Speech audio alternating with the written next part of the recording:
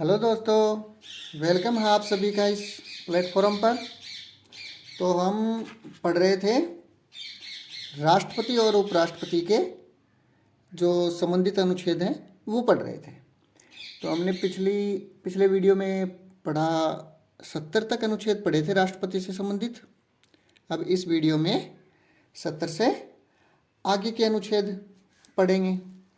तो वीडियो को शुरू करने से पहले चैनल को सब्सक्राइब करें, लाइक करें, शेयर करें। चलो शुरुआत करते हैं। अब अगर आपने पिछला वीडियो नहीं देखा है तो ज़रूर देखें ताकि पूरे अनुच्छेद आपको समझ में आए। तो अब शुरू करते हैं। कितना था? 70 तक हमने यहाँ तक पढ़ लिया था। इसमें क्या था 70 में? अन्य आकस्मिकता में राष्ट्रपति के कर्तव्यों का निर्वाह दिया गया है। अब आगे अनुच्छेद 71 में। 71 में क्या है?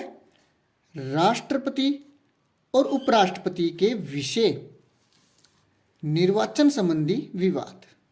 मतलब जो राष्ट्रपति के विषय हैं, जो उपराष्ट्रपति के विषय हैं, उनके निर्वाचन से संबंधित जो विवाद होता है वो कहाँ होगा, कैसे होगा, ये बातें अनुच्छेद 71 में दी गई है। और अब आगे है अनुच्छेद 72। तो 72 में क्या है? राष्ट्रपति की क्षमादान शक्तियाँ। राष्ट्रपति की क्षमादान शक्तियाँ हैं अनुच्छेद 72 में। अनुच्छेद 74 अगला, राष्ट्रपति जो भी कार्य निष्पादन करेगा वह मंत्री परिषद की सहायता और मंत्रणा से करेगा। ये किसमें कहा गया है? 74 में। अनुच्छेद 74 में कहा गया है कि राष्ट्रपति जो भी कार्य करेगा वह मंत्री परिषद की सहायता से और उनकी मंत्रणा से करेगा। अब अनुच्छेद 74 एक में ही और है, क्या करेगा? या तो राष्ट्रपति वो कार्य स्वयं करेगा या अपने अधीनस्थों के माध्यम से करवाएगा। अनुच्छेद 74 एक में क्या है? राष्ट्रपति कार्य या तो स्वयं करेगा या अपने अधीनस्थों के माध्यम से करवाएगा। ये बात है 74 एक में। अब अनुच्छेद 75। अनुच्छेद 75 में क्या है? राष्ट्रपति प्रधानमंत्री की नियुक्ति करता है। अनुच्छेद 75 के अनुसार राष्ट्रपति प्रधानमंत्री की नियुक्ति करेगा। अब अनुच्छेद 76 में क्या है? राष्ट्रपति महान्यायवादी की नियुक्ति करेगा। तो अनुच्छेद 76 में क्या है?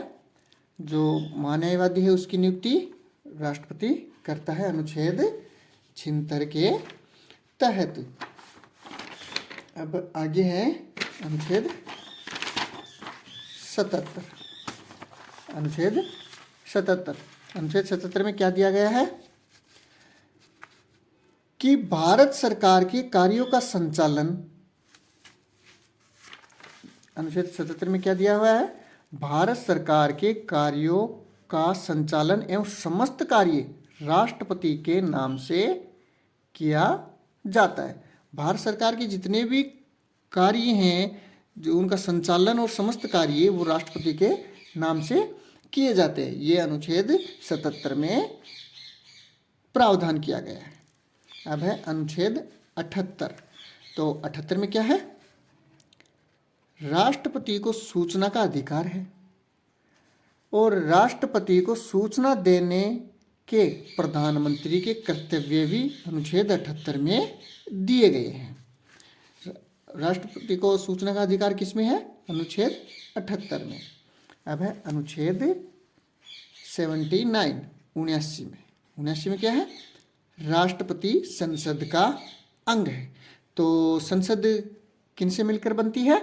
एक तो लोकसभा, राज्यसभा और राष्ट्रपति, इन तीनों से मिलकर ही संसद का निर्माण होता है। अब है अनुच्छेद 81। 81 में क्या है? राष्ट्रपति राज्यसभा में 12 मनोनीत सदस्यों की नियुक्ति करता है। जो 12 सदस्यों की नियुक्ति करता है राष्ट्रपति, वह अनुच्छेद 80(1) के तहत करता है। और कहाँ करता है? राज्यसभा में, राज्यसभा में करता है।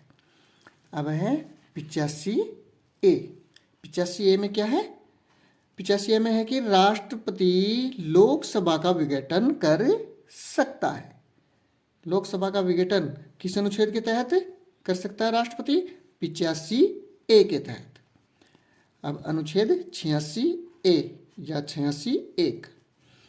86(1) में कहा गया है कि राष्ट्रपति किसी भी एक सदन में अभिभाषण दे सकता है और संदेश भेज सकता है। ठीक है। फिर आगे है अनुच्छेद 87। अनुच्छेद 87 में क्या कहा गया है कि संसद के दोनों सदनों की संयुक्त बैठक आहूत करता है राष्ट्रपति, तथा उसमें अपना विशेष अभिभाषण करता है। इस चीज़ को ध्यान में रखना कि अनुच्छेद 86(1) में तो क्या है? अभिभाषण दे सकता है, मतलब चाहे तो लोकसभा में दे और चाहे राज्यसभा में। और अनुच्छेद 87 में क्या है? विशेष अभिभाषण, विशेष अभिभाषण देगा अनुच्छेद 87 के तहत। अब अनुच्छेद है 108। अनुच्छेद 108 में क्या है? राष्ट्रपति लोकसभा व राज्यसभा का संयुक्त अधिवेशन बुला सकता है। तो ये ध्यान में रखना कि राष्ट्रपति 108 के तहत तो संयुक्त अधिवेशन तो बुला सकता है, लेकिन इसकी अध्यक्षता सिर्फ और सिर्फ लोकसभा का अध्यक्ष ही करेगा, न कि राष्ट्रपति। राष्ट्रपति अध्यक्षता नहीं करता है। संयुक्त अधिवेशन की अध्यक्षता कौन करता है? लोकसभा अध्यक्ष ही अध्यक्षता करेगा। अब है अनुच्छेद 111। तो अनुच्छेद 111 में क्या है? अनुच्छेद 111 में राष्ट्रपति किसी भी विधेयक पर लोकसभा में पारित जो विधेयक है उस पर हस्ताक्षर होंगे तभी ही कानून लागू होगा। मतलब कोई भी विधेयक है उस पर राष्ट्रपति जब तक साइन नहीं करेगा तो वह कानून के रूप में स्वीकृत नहीं किया जाएगा। तो ये विधेयक पर हस्ताक्षर करता है राष्ट्रपति किस अनुच्छेद के तहत? अनुच्छेद 111 के तहत करता है। अब है आगे अनुच्छेद 112। अनुच्छेद 112 में क्या है? अनुच्छेद 112 में है राष्ट्रपति लोकसभा में वार्षिक बजट की निगरानी रखता है तथा उसे पेश करवाता है। मतलब कि राष्ट्रपति लोकसभा का मायने बोला गो कि भाई बजट पेश करो, इस साल को के चक्कर है बड़ी लेट कर दी और भी निगरानी रखो। तो यह बात है 112 में कही गई है, तो ध्यान रखिए थोड़ा सा, है ना। और आगे है, आगे क्या है? आगे देखते हैं अनुच्छेद 123 है। तो अनुच्छेद 123 ये तो सभी को याद होगा कि अनुच्छेद 123 के तहत राष्ट्रपति अध्यादेश जारी करता है। 123 के तहत राष्ट्रपति क्या करता है? अध्यादेश जारी करता है। और एक चीज़ ध्यान में रखना कि जो अमेरिका का राष्ट्रपति है उसे अध्यादेश जारी करने की कोई शक्ति नहीं है, और ना ही ब्रिटेन के जो राजा हैं, सम्राट हैं, उसे भी अध्यादेश जारी करने की कोई शक्ति नहीं है। तो राष्ट्रपति अध्यादेश जारी करता है अनुच्छेद 123 के तहत। अब आगे है अनुच्छेद 124। अनुच्छेद 124 में क्या है? अनुच्छेद 124 में है कि राष्ट्रपति सर्वोच्च न्यायालय के मुख्य न्यायाधीश की नियुक्ति करता है। मुख्य न्यायाधीश की, जो सुप्रीम कोर्ट है उसके मुख्य न्यायाधीश की नियुक्ति कौन करता है? राष्ट्रपति करता है। तो किस अनुच्छेद के तहत करता है? 124 के तहत। तो अब आगे है अनुच्छेद 143। अनुच्छेद 143 में क्या है? राष्ट्रपति सर्वोच्च न्यायालय से सलाह ले सकता है, उसे मानने के लिए बाध्य नहीं है। मतलब 143 के तहत क्या है कि राष्ट्रपति सर्वोच्च न्यायालय से सलाह तो ले सकता है, पर उसे माने या न माने वो राष्ट्रपति पर निर्भर करता है। अब है अनुच्छेद 148। ये अनुच्छेद 148 में क्या है, राष्ट्रपति क्या करता है, नियंत्रक एवं महालेखा परीक्षक की नियुक्ति करता है। 148 के तहत क्या करेगा राष्ट्रपति, नियंत्रक एवं महालेखा परीक्षक की नियुक्ति करता है। ये जो केक है ना वो वाला, तो केक पर हम अलग से एक वीडियो बनाएंगे, अच्छी तरह से विस्तार से पढ़ेंगे उसे, है ना। ठीक है, तो आगे चलते हैं। अनुच्छेद 155। अनुच्छेद 155 में क्या है कि राष्ट्रपति है वो राज्यपाल की नियुक्ति करता है। तो राज्यपाल की नियुक्ति कैसे करेगा, राष्ट्रपति राज्यपाल की नियुक्ति मंत्री परिषद की अनुशंसा पर करता है। तो 155 में क्या है, राज्यपाल की नियुक्ति करता है राष्ट्रपति 155 के तहत। अब अनुच्छेद 156। 156 में क्या है, राज्यपाल राष्ट्रपति के प्रसाद पर्यंत तक रहेगा। मतलब कि राष्ट्रपति जब तक चाहेगा राज्यपाल रहेगा। या मान लो कि भाई यहाँ कहते हैं राष्ट्रपति नहीं भाई अब तारो काम उड़क होने तो दूसरा राज्य में लागो, या भी ने हटा भी सके, है ना, कि दूसरा राज्य में या दो राज्य को एक साथ भी बना सके है कि दो राज्य को राज्यपाल बनेगो, या राष्ट्रपति के दिमाग के ऊपर निर्भर है। तो ये बातें क्या सकरीजा है, अनुच्छेद 156 का मायने बताई गई है, तो इन्हें ध्यान में रखियो। ठीक है, तो आगे है, आगे 201, अनुच्छेद 201। जो 201 में क्या है कि राज्यपाल अपने विवेक के अनुसार किसी विधेयक को राष्ट्रपति के हस्ताक्षर के लिए भेजता है ना, तो राष्ट्रपति उसे वापस भी भेज सकता है। तो इसे पढ़ते हैं क्या कि 200 अनुच्छेद 201 में क्या है, राज्यपाल के द्वारा भेजे गए स्वयं विवेक विधेयक पर राष्ट्रपति हस्ताक्षर कर भी सकता है या नहीं करेगा, तो उसे पुनः विचार के लिए विधानसभा में भेज सकता है। तो ये राष्ट्रपति अनुच्छेद 201 के तहत उस विधेयक को वापस विधानसभा में भेज सकता है कि इस विधेयक पर पुनः विचार करें। ठीक है, अब आगे है अनुच्छेद 239। अनुच्छेद 239 में क्या है कि केंद्र शासित प्रदेशों का शासन राष्ट्रपति करेगा। केंद्र शासित प्रदेश जैसे कि दिल्ली है, पांडिचेरी है, अब ये जम्मू कश्मीर, लद्दाख है, केंद्र अंडमान निकोबार, लक्षद्वीप और भी ऐसे है ना, तो इनका प्रशासन कौन करेगा, राष्ट्रपति करेगा। और किसके तहत करेगा, संविधान के अनुच्छेद 239 के तहत करता है।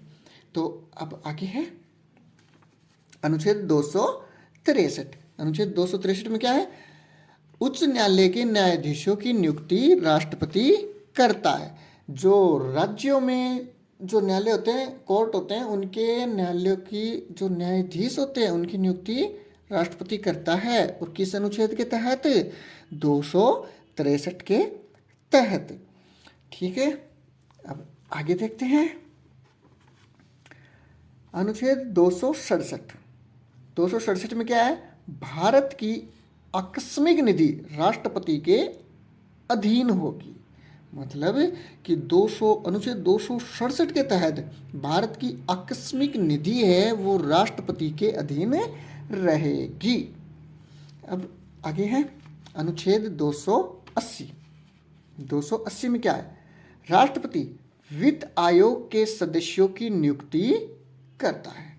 280 के तहत राष्ट्रपति क्या करता है, वित्त आयोग के सदस्यों की नियुक्ति करता है। वित्त आयोग के सदस्यों की नियुक्ति राष्ट्रपति अनुच्छेद 280 के तहत करेगा। अब आगे है, आज हम सारे राष्ट्रपति और उपराष्ट्रपति से संबंधित जितने भी अनुच्छेद हैं उनको सभी को पढ़ेंगे। और ये देखिए थोड़े से और हैं। अब अनुच्छेद 316 में क्या करेगा राष्ट्रपति, अनुच्छेद 316 के तहत राष्ट्रपति लोक सेवा आयोग के सदस्यों की नियुक्ति करता है। संघ लोक सेवा है ना, यूपीएससी, उसके सदस्यों की नियुक्ति 316 के तहत करता है राष्ट्रपति। राष्ट्रपति। अनुच्छेद 324, अनुच्छेद 324 के तहत क्या करता है? राष्ट्रपति निर्वाचन आयोग के आयुक्त की नियुक्ति करता है। राष्ट्रपति 324 के तहत निर्वाचन आयोग के जो आयुक्त होते हैं उसकी नियुक्ति करता है। अनुच्छेद 331, अनुच्छेद 331 में क्या प्रावधान है कि राष्ट्रपति लोकसभा में 2 एंग्लो इंडियन की नियुक्ति करता।